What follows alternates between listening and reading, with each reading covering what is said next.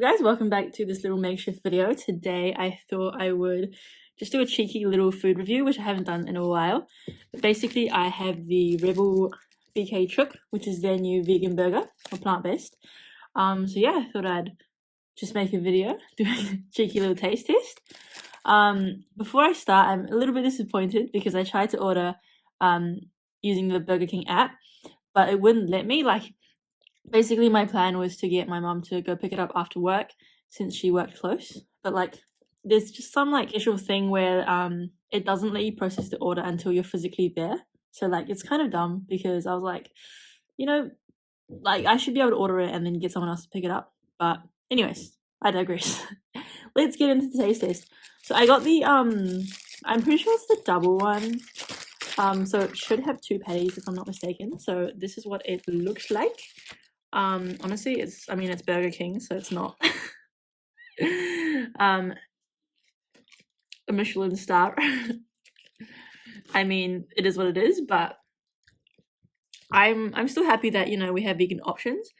So you do have to ask for vegan aioli. I actually did speak to a guy who worked at Burger King, so yeah, pro tip, if you are getting it, you do need to get vegan aioli, and this costs, I believe it was $10.40 if I'm not mistaken. I think the one with the single patty is $8 something, so I was like, I might as well just get this, and even if I don't finish it, I can give it to my brother.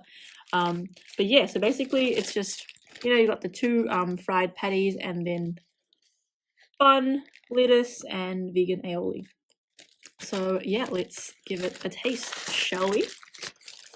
Alrighty.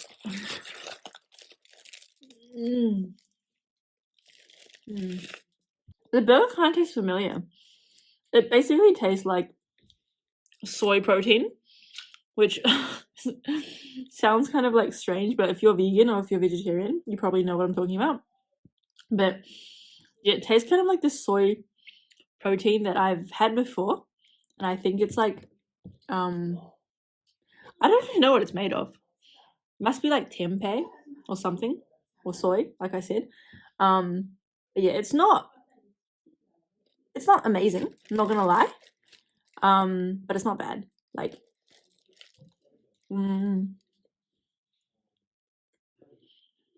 To be honest, is a little bit dry, for my personal liking. But maybe it's because there's 2 patties, and I think it would be better if it was just 1. But anyways, that's basically the verdict. I've actually eaten already, so I'm not that hungry. So I probably won't be able to finish this right now.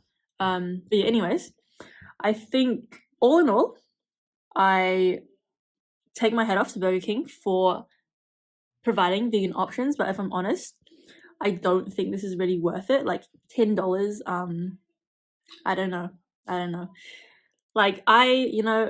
I've tried Lord of the Fries, and their burgers are $13, I think $13, and they're really, really good, and I think it's worth it.